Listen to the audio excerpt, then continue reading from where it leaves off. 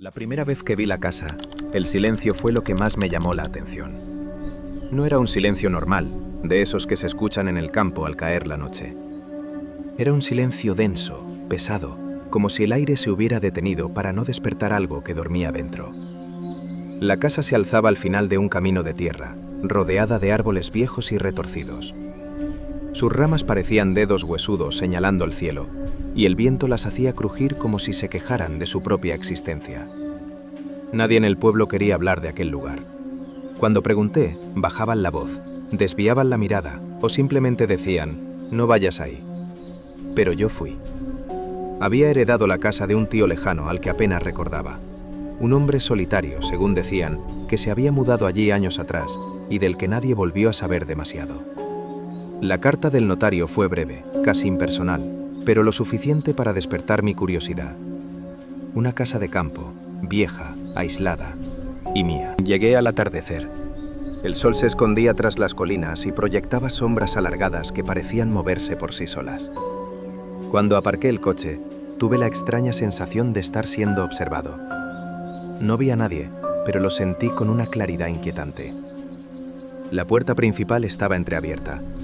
No recordaba haberla abierto. Dentro olía a madera húmeda y a algo más. Algo antiguo, rancio, como recuerdos olvidados. El suelo crujía bajo mis pasos, protestando por cada movimiento. Cerré la puerta tras de mí y el sonido del golpe resonó demasiado fuerte, como un disparo en medio del silencio. «Solo es una casa vieja», me dije en voz alta. Pero mi voz sonó extraña, apagada, como si las paredes la absorbieran. La casa tenía 2 plantas. En la planta baja había una cocina, un salón amplio con una chimenea de piedra y un pasillo que conducía a varias habitaciones pequeñas. Al fondo, una escalera de madera subía a la planta superior. Cada escalón parecía hundirse ligeramente, como si hubiera sido pisado demasiadas veces o demasiado recientemente. Decidí explorar el salón primero. Había muebles cubiertos con sábanas blancas, pero no estaban llenas de polvo, como cabría esperar. Parecían recién colocadas. Me acerqué a la chimenea y vi algo grabado en la piedra. No escuches la casa. El mensaje estaba tallado con fuerza, como si quien lo hizo tuviera prisa o miedo. Un ruido me hizo girarme. Venía del piso de arriba. Era un sonido leve, casi imperceptible.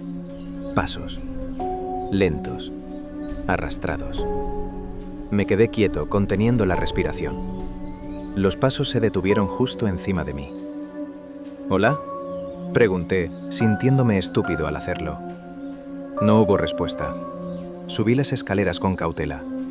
Cada crujido sonaba exageradamente alto. Al llegar arriba, encontré un pasillo largo con varias puertas a ambos lados. Todas estaban cerradas, excepto una al fondo. De su interior salía un murmullo.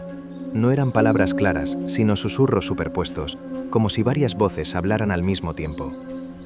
Me acerqué despacio y empujé la puerta. La habitación estaba vacía, o eso parecía. El murmullo seguía allí, pero no venía de ningún punto concreto. Venía de las paredes. Me llevé la mano al oído, convencido de que estaba imaginándolo, cuando de pronto distinguí una frase. «Quédate». Retrocedí de golpe. El corazón me latía con fuerza. «No», susurré. «Esto no es real». La puerta se cerró de golpe detrás de mí. Tiré del pomo con desesperación, pero no se movía. Los susurros se hicieron más intensos, más claros. Decían mi nombre. Sabían quién era, sabían por qué estaba allí. De repente todo se detuvo. La puerta se abrió sola. Salí al pasillo sin mirar atrás y bajé corriendo las escaleras. Necesitaba aire, necesitaba salir de esa casa. Pero cuando llegué a la puerta principal, no estaba. En su lugar solo había una pared de madera vieja. La casa había cambiado. El pánico comenzó a apoderarse de mí. Las ventanas estaban donde no deberían, los pasillos parecían más largos, las habitaciones no coincidían con lo que había visto antes. Era como si la casa se estuviera reordenando, adaptándose. Entonces escuché una risa. Venía de la cocina. Era una risa baja, rota, cargada de una tristeza enfermiza. Me acerqué temblando y vi una figura sentada a la mesa. Era un hombre mayor, delgado, con el rostro hundido, y los ojos completamente negros. «Has tardado», dijo.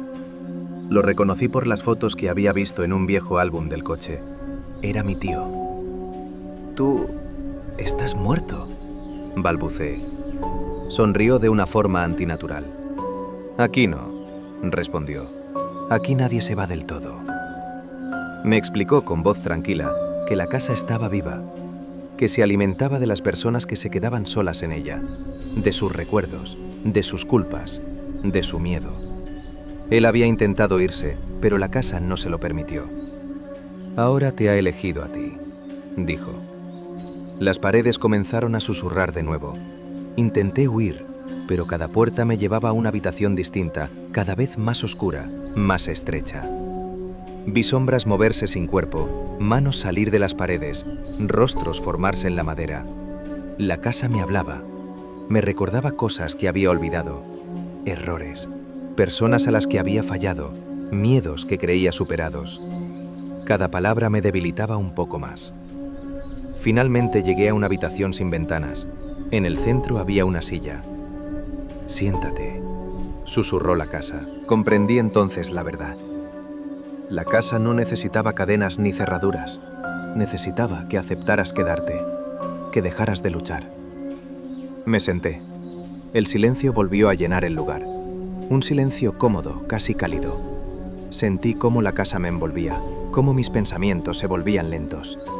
Antes de cerrar los ojos, escuché una última cosa. La puerta principal abriéndose y una nueva voz entrando en la casa. La casa había vuelto a tener hambre. No supe cuánto tiempo pasó desde que me senté en aquella silla.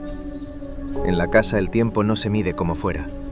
Allí no hay horas ni días, solo hay latidos. Y cada latido pertenece a la casa. Cuando abrí los ojos, la habitación seguía siendo la misma. Paredes de madera oscura, sin ventanas, con vetas que parecían moverse lentamente, como venas bajo la piel. La silla crujió cuando intenté levantarme, pero mis piernas no respondieron. Entonces comprendí que ya no estaba solo dentro de la casa. Yo era parte de ella. Escuché pasos a lo lejos, pasos nuevos, inseguros, el sonido que hace alguien cuando entra por primera vez en un lugar que no le pertenece. La casa respiró. Sentí ese aliento recorriendo las paredes, subiendo por el suelo, deslizándose por mi espalda. Y con él llegó una certeza aterradora. La casa me estaba usando. «Ayúdame», susurró una voz femenina. No venía de fuera, venía de mi cabeza. Las paredes comenzaron a cambiar. La habitación se estiró, como si despertara de un largo sueño. La silla desapareció bajo mí y caí de rodillas sobre un suelo frío de baldosas. Estaba en el recibidor. La puerta principal estaba abierta. Una mujer joven permanecía de pie en el umbral, abrazándose a sí misma. Tenía el rostro pálido, los ojos rojos de llorar. «¿Hay alguien?», preguntó. Quise gritarle que huyera, no pude. La casa no me dejó. Mis labios se movieron solos. «Pasa», dije con una voz que no reconocí. «Aquí estarás a salvo». La mujer dudó un instante, miró detrás de ella, hacia el camino oscuro, y luego dio un paso al interior. La puerta se cerró. La casa tembló de placer. Quise correr hacia ella, advertirla, confesarle la verdad. Pero mi cuerpo ya no me pertenecía del todo. Sentía cómo la casa guiaba mis movimientos, cómo mis pensamientos se mezclaban con los suyos. «¿Vives aquí?», me preguntó. «Ahora sí», respondí. Y en ese momento entendí el verdadero horror. Yo era el anzuelo. La guié por el salón, mostrándole solo lo que la casa quería que viera. La chimenea estaba encendida, los muebles parecían acogedores, las paredes no susurraban. «Es bonita», dijo ella, «aunque triste». «Está sola», contesté, «como tú». Sus ojos se clavaron en los míos. «¿Cómo sabes eso?». La casa rió suavemente. Por un segundo, recuperé el control. «No subas las escaleras», dije rápido, «pase lo que pase». Ella frunció el ceño. «¿Por qué?». Antes de que pudiera responder, un golpe seco resonó en el piso de arriba. Uno, luego otro, y otro más. La casa llamaba. La mujer dio un paso atrás. «Creo que debería irme», susurró. La puerta del salón desapareció. «Ya estás dentro», dije con lágrimas en los ojos. «Y la casa no deja marchar a nadie sin cobrar su precio». Ella empezó a llorar. Las paredes comenzaron a susurrar su nombre. Esa noche, la casa se alimentó. No de su cuerpo, de sus recuerdos.